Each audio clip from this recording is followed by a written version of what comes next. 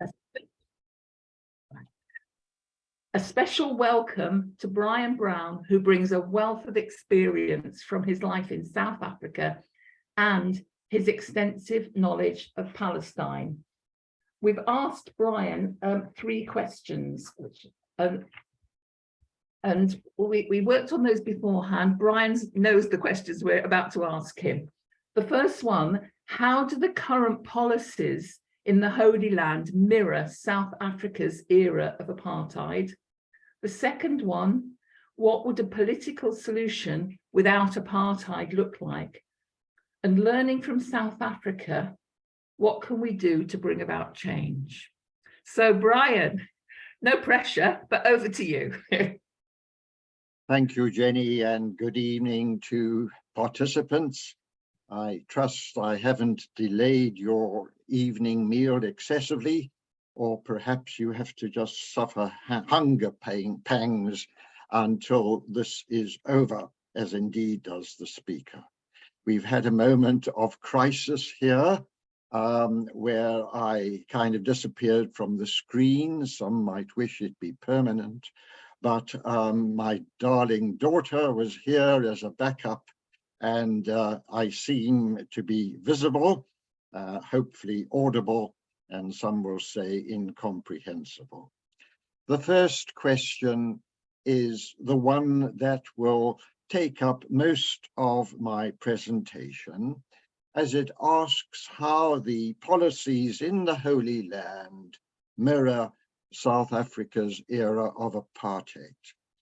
I don't want to be difficult, but certainly the Holy Land is not my favorite description of the territory that exists between the Mediterranean Sea and the Jordan River, which is that territory we regard as Israel-Palestine. I don't think most of you need convincing that the land which is thus defined is hardly holy. But let's not be nitpicking. Let's look at that territory between sea and river and contrast it with the apartheid society, which I knew in my homeland, South Africa, and which culminated for me in my being banned for 13 years by the apartheid regime of South Africa. I have defined South Africa grand apartheid as an era of institutionalized racism, whereby one ethnic group, in South Africa's instance, a settler colonial white community, brought about the dispossession and the domination and the occupation of another ethnic group. In this instance, it was the indigenous Black community of the territory. Dispossession was essentially that of a number of factors. It was Black dispossession of nationality, of land, of human rights, of basic freedoms, of access to international law. It was violent, and the violence was covert and overt. And it was all covered up in one lie and falsehood after another. If that was the nature of the apartheid beast in my homeland, how does it contrast with Israel today? Well, I would say that Israel, strangely enough, also since 1948, has been experiencing an era of institutionalized racism, whereby one ethnic group, Israelis, dominate and intentionally dispossess another ethnic group, namely the indigenous Arab Palestinians. This dispossession is accompanied or made possible by violence, overt and covert, and the dispossession embraces, as with South Africa, nationality, land, human rights. Perhaps I would stress the opportunity of self-determination and, of course, the absence of recourse to international laws. So I'm inclined to say that this suggests that the cap fits.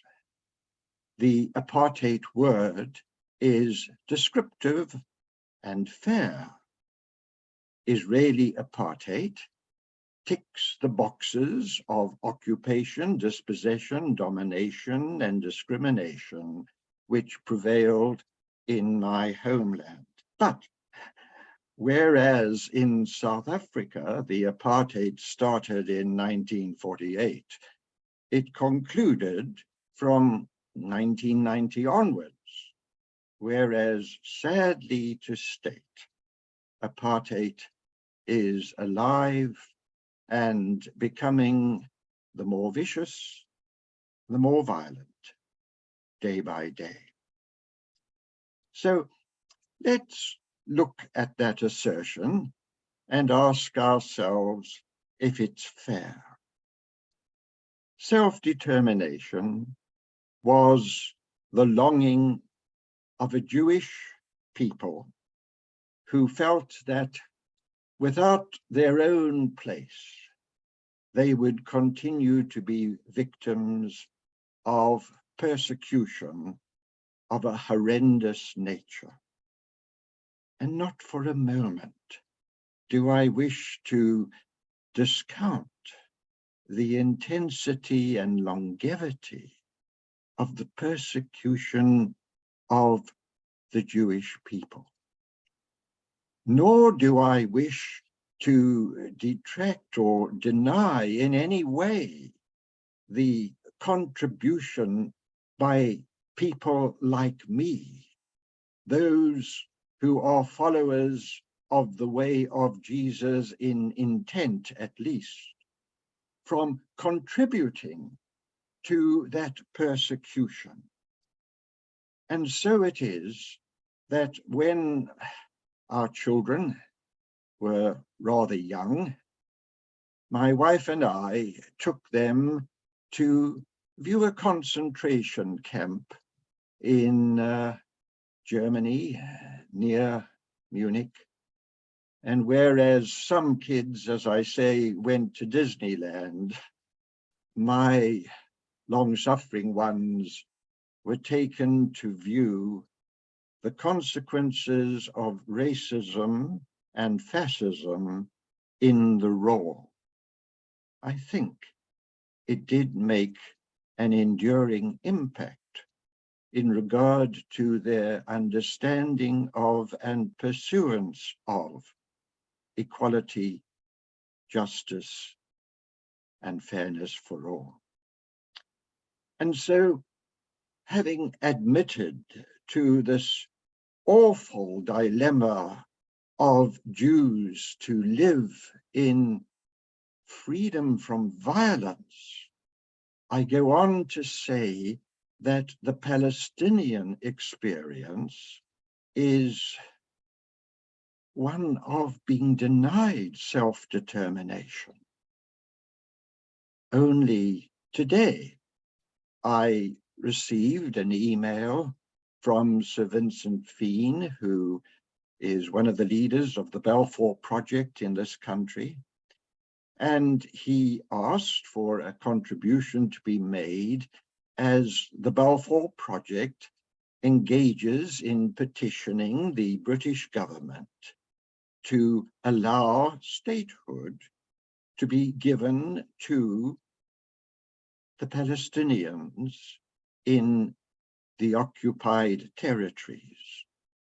Now, at the risk of telling those who know so much the very obvious, I take the risk and I define the occupied Palestinian territories as the West Bank, which is occupied by the Israeli regime. And then, of course, there is the Gaza Strip, and Gaza is totally blockaded, air, land, and sea, tantamount to occupation by the Israeli military machine.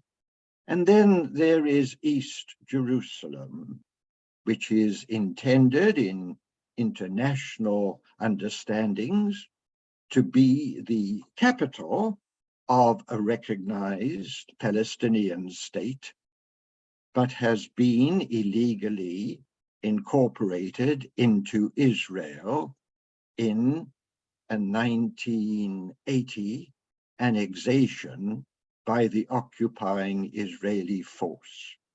So here we have the OPT, Occupied Palestinian Territories, denied in this new year of grace anything of self-determination and statehood. There will be some who say, but steady on, Brian, that is an intention, a two-state solution.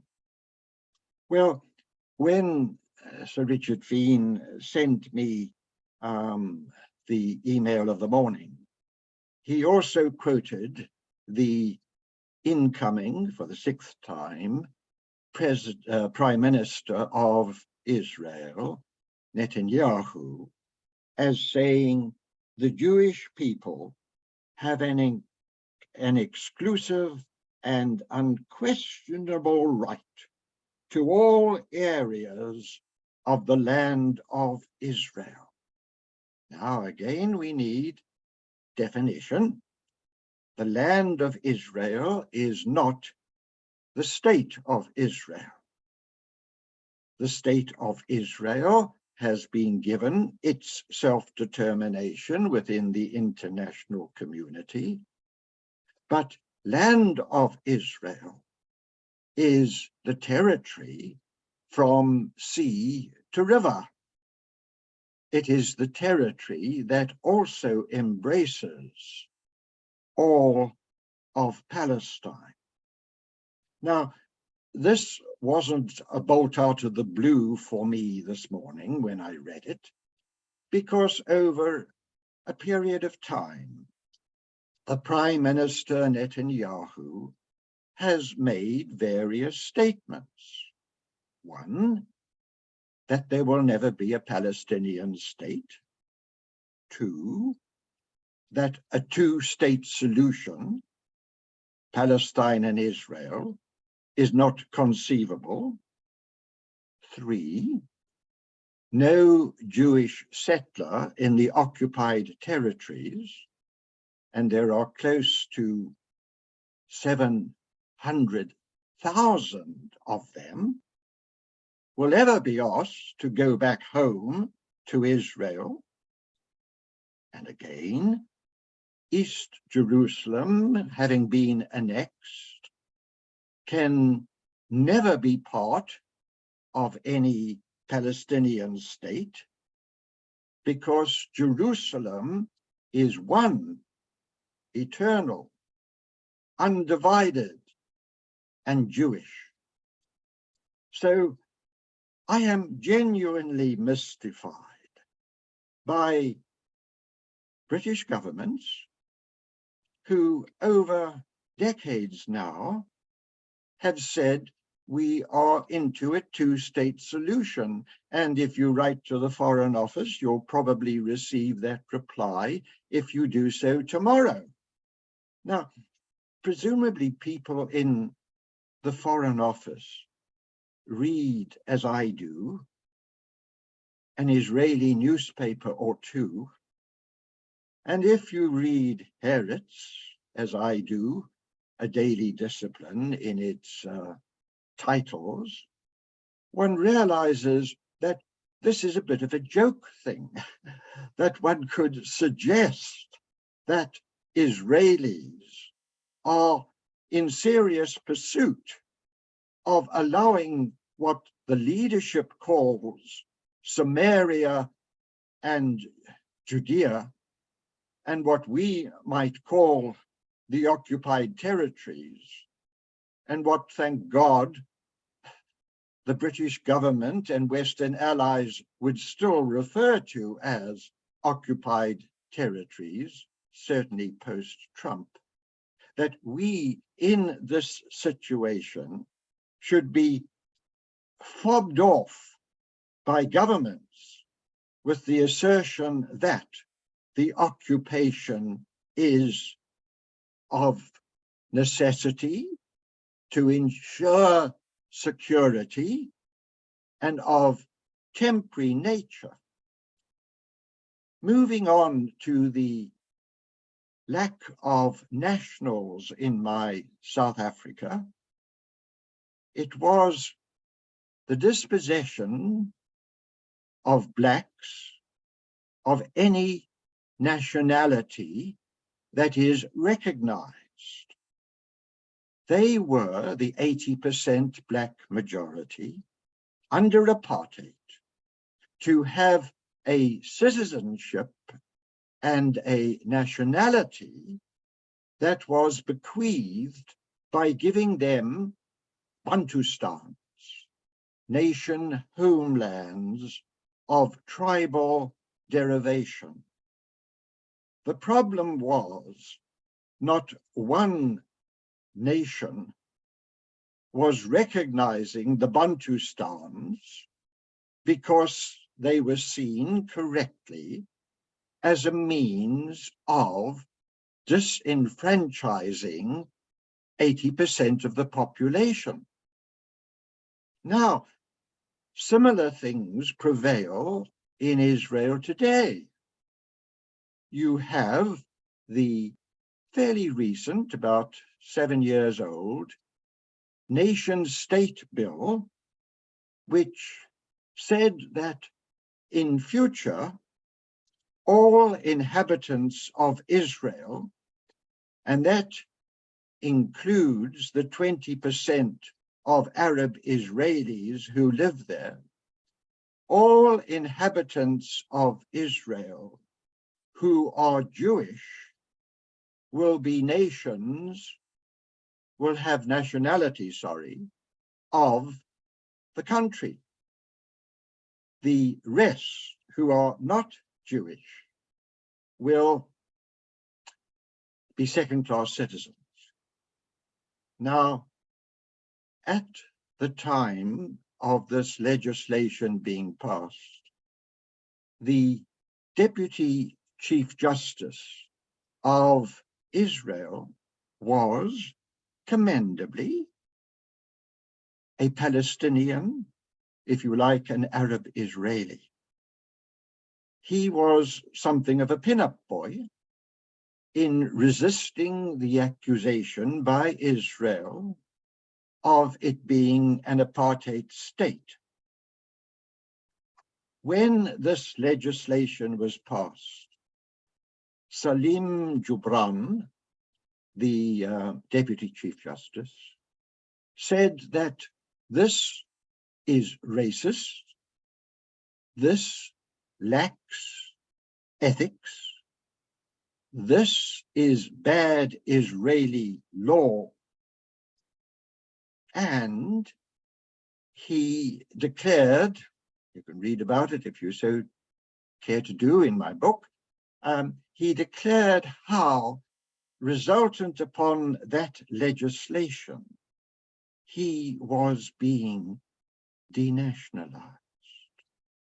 But it's not just the dispossession of nationality in Israel proper. But human rights bodies today are queuing up. And I think of B'Tselem and Yesh Din, Jewish bodies in Israel, international bodies like Human Rights Watch and Amnesty International, saying that the policies of dispossession do not pertain just to Arab Israelis, but also pertain to those in East Jerusalem, the occupied territories, Gaza, and in exile. And so special rapporteurs like Dugard, like Lynx, have declared in their analysis of apartheid that 4 domains, the 4 I've mentioned, all see Israeli apartheid taking its toll of nationhood. And you might say, but what do you mean by refugees? Surely Israel can't control a Palestinian diaspora.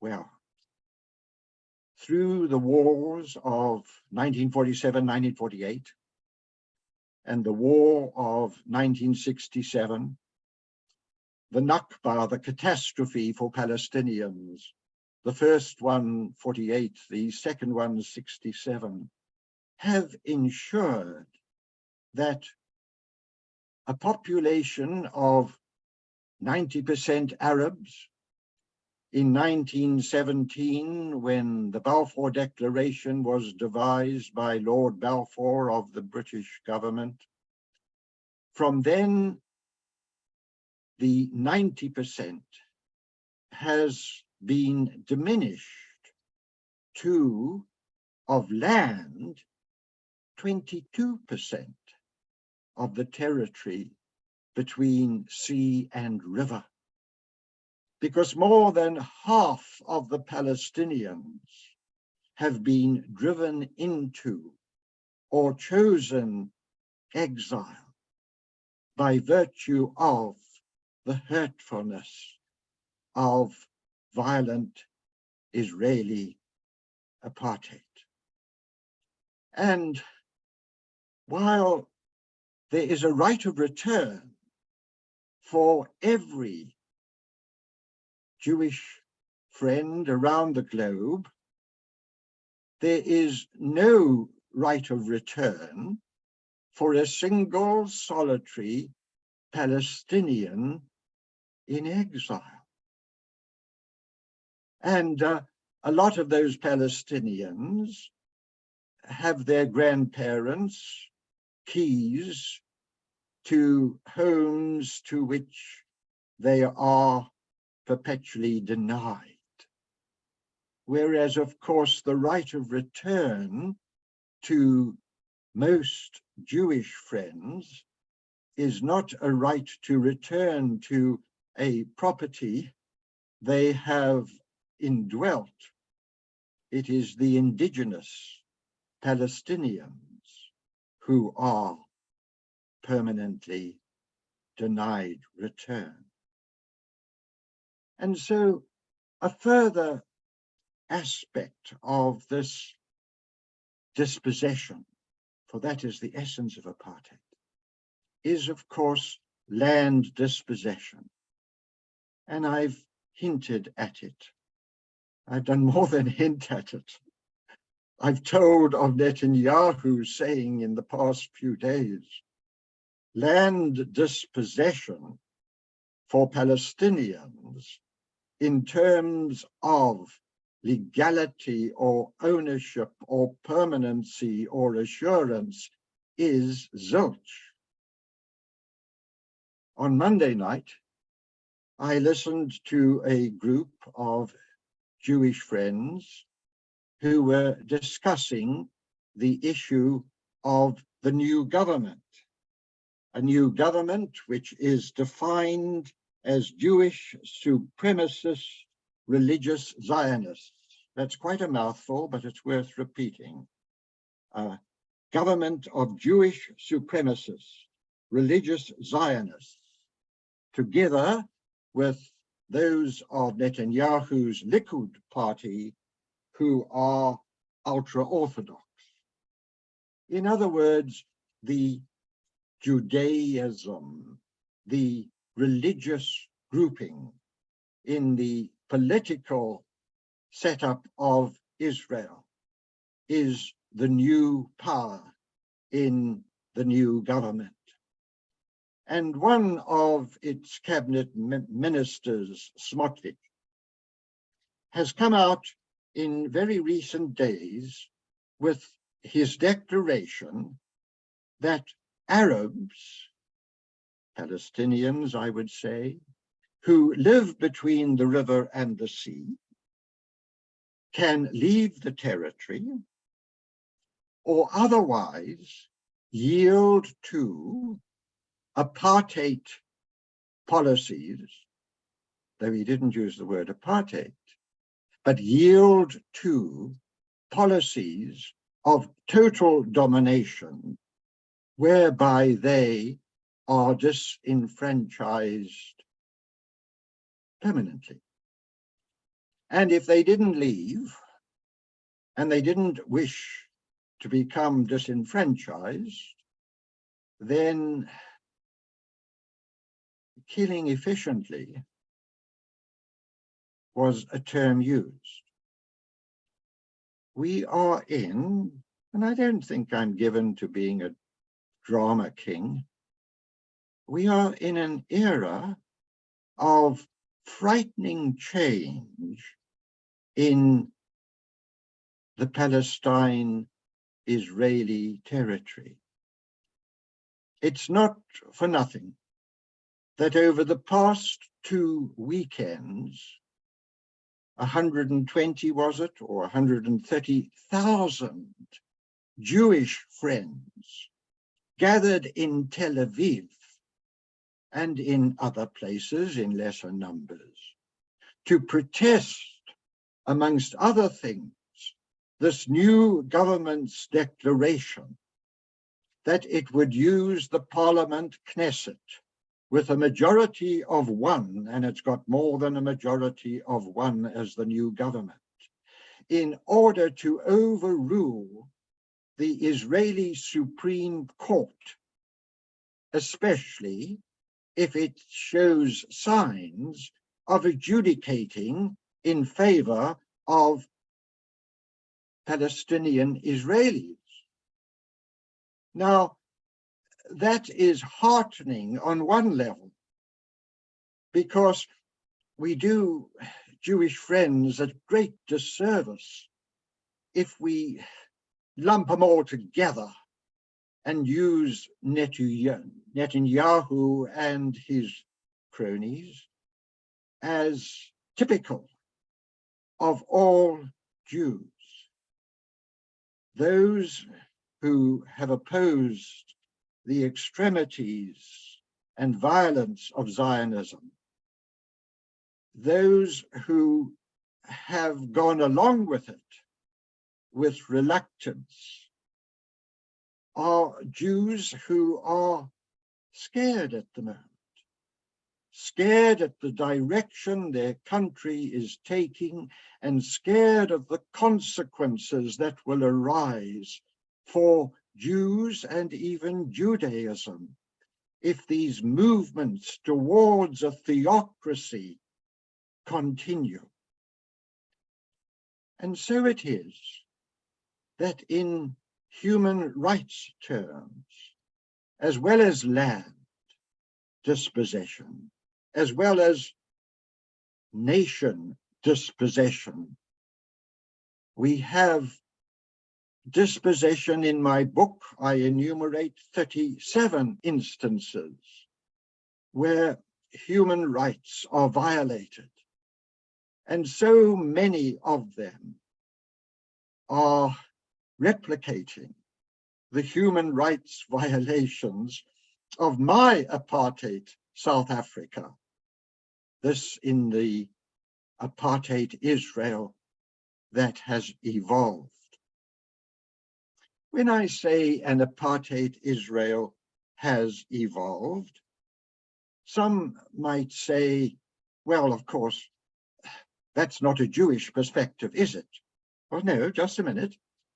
4 Israeli prime ministers, Ben-Gurion, Rabin, Olmert, and Barak, have said that if the settler policy continues between the sea and the river, and if Palestinians are denied statehood, and if a Jewish state, one state, materializes, then Israel will be an apartheid state. Now that's, for me, a compelling testimony.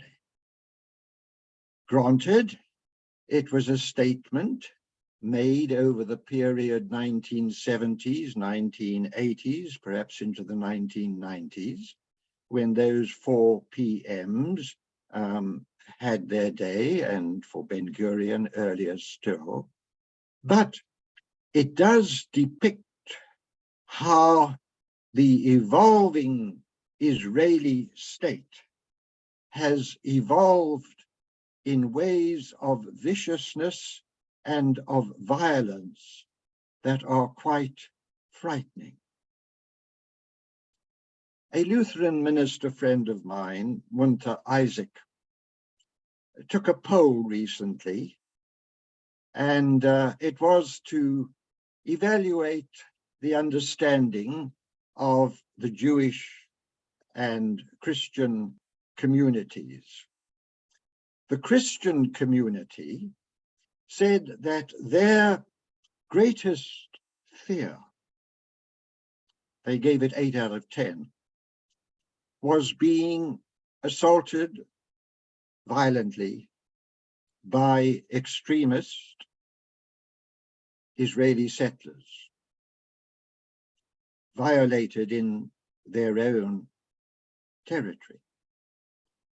7 out of 10 felt, as Christian minority, and a very real minority, felt that there was no future for them in the evolving one state. And so it is that we find there is an exodus going on in Palestine, not so much within the Christian community, where resistance to evil has become a very significant teaching. After all, that is what Christianity, amongst other things, is about. And they see the evil, they experience the evil, they resist the evil. They by and large remain. But there is no denying that by virtue of the constancy of oppressiveness and dispossession and domination and discrimination, fertile fields afar will beckon for some. And I know it's not the most important thing that there is an enduring Christian presence in the Holy Land. But I'd like to see it remain. I do see it as legitimate. And I see its assault or being assaulted as a great evil, which we too might care to resist. There were two other questions, which, because I will confine myself to about 45 minutes, as requested fairly and rightly. So let's look at them. What would a political situation without apartheid look like?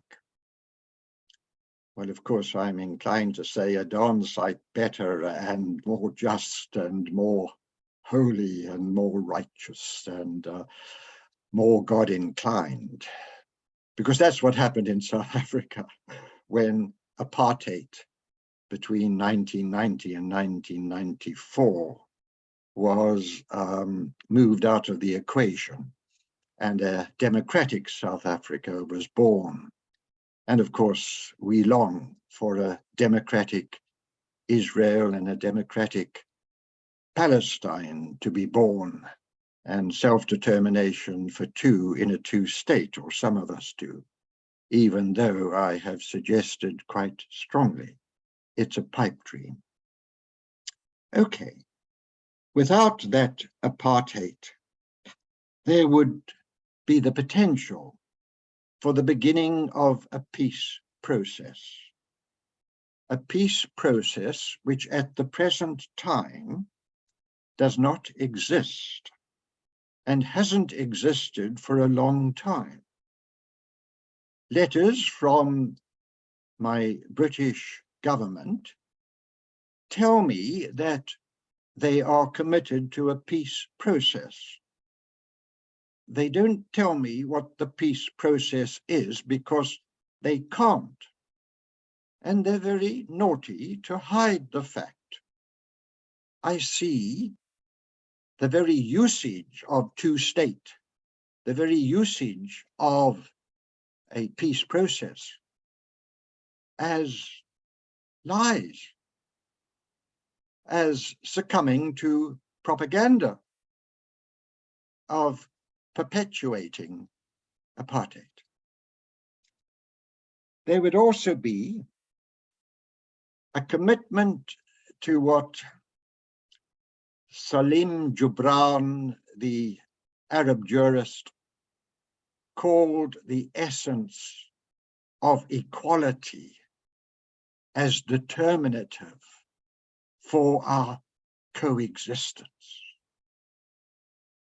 And equality is just not a word that is dreamt of in the current cabinet of the Israeli regime.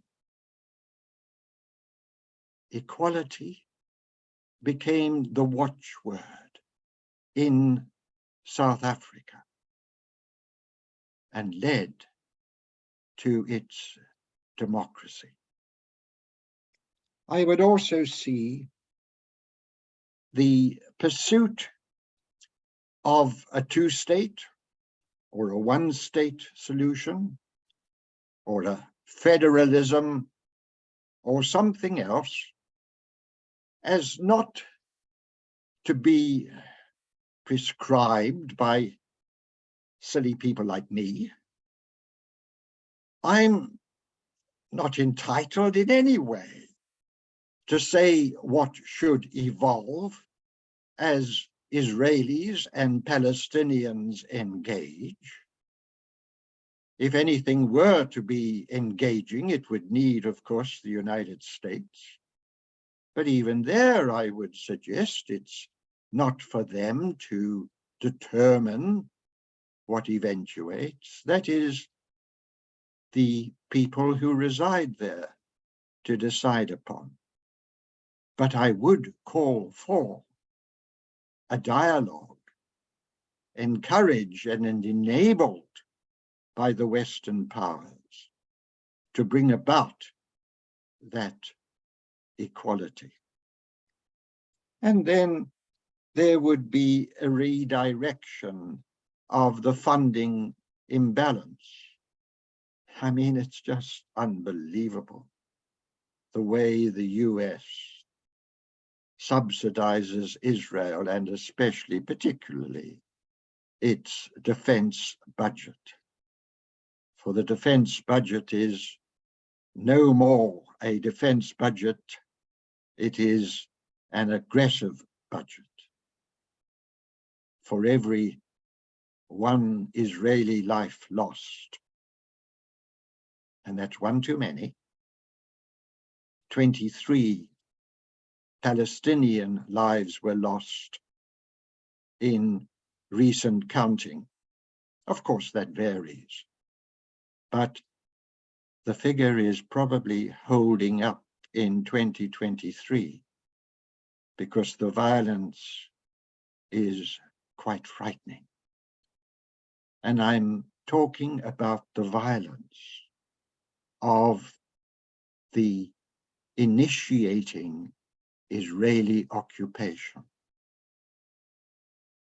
In South Africa, we talked about the violence of the Black Namibians against whom we were fighting.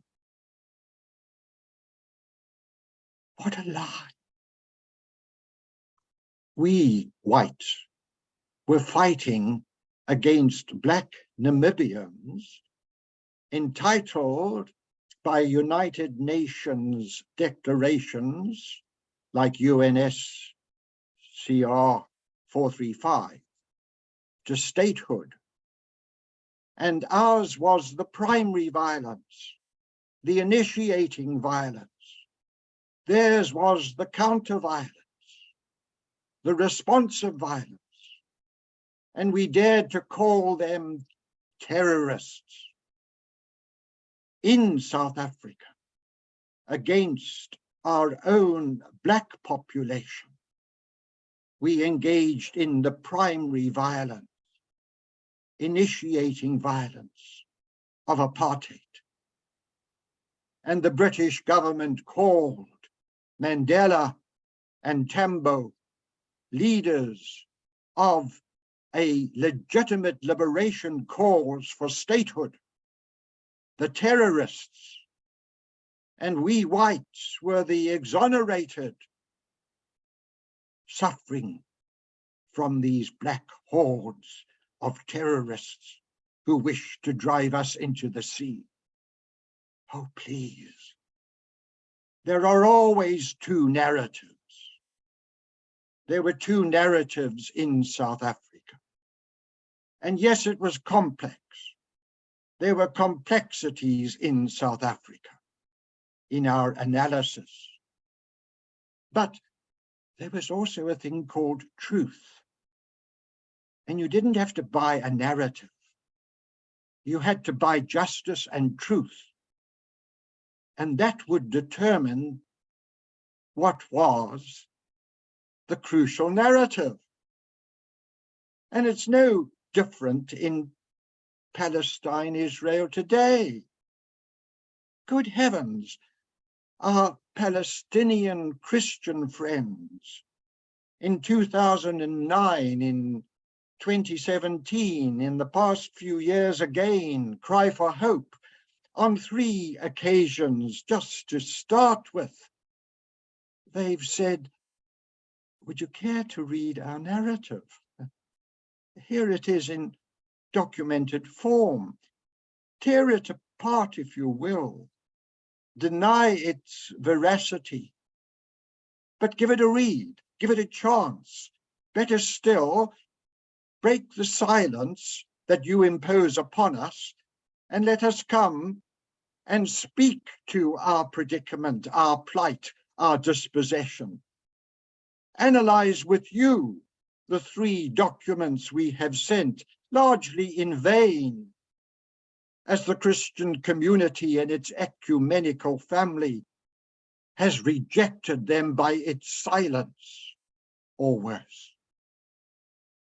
And so it is that in the society that would dawn without apartheid, the narratives would be yielding to justice and truth. And that would culminate not in dispossession, not in violence, but in equality and justice. And then of course, there might be consideration of international courts and how they rule and adjudicate. But let's come, because it's nearly the time, to just touching on learning from South Africa. What can we do? If there is one lesson, and there are more, that comes to us out of the successful overcoming in non-violent ways, essentially, of apartheid, that's quite a statement, isn't it? The essentially non-violent overcoming. If there is one lesson we can learn, and I've hinted at it, it is listening to the oppressed. I personalize a story now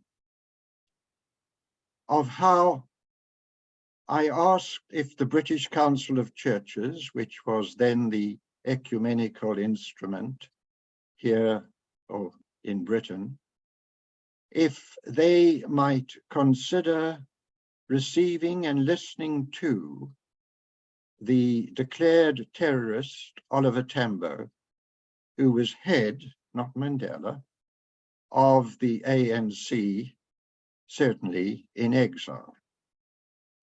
Mandela was in jail. And Robert Runcie, with huge courage, committed as president of the BCC, the member churches and organizations to meet with Tambo, which they did in the Salisbury room of their headquarters.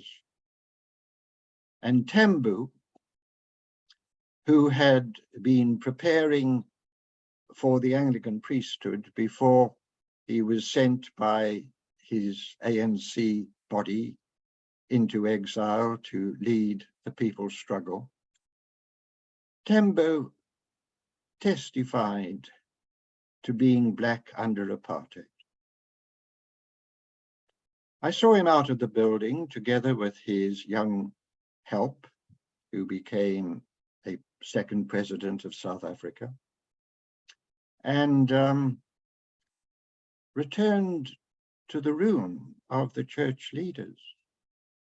I gathered subsequently no one had said a word. Runcie said, "Thank you, Brian, for introducing us to an international terrorist." A loud laughter ensued, the kind of breaking the intensity of the moment. And I knew then that from a church perspective in Britain, apartheid didn't stand a chance. Will we listen to the oppressed? Or will our sense of guilt, because of what we've done to Jews in our past, our sense of fear, because we don't want to be called anti-Semitic, will these be the persuasive factors that prevent us from listening not to the oppressor? And the essential oppressor is the Jewish state, not the Jewish people, not Judaism, the Jewish state. And if we do so, it won't be so complex, and it might even be redemptive. Thank you.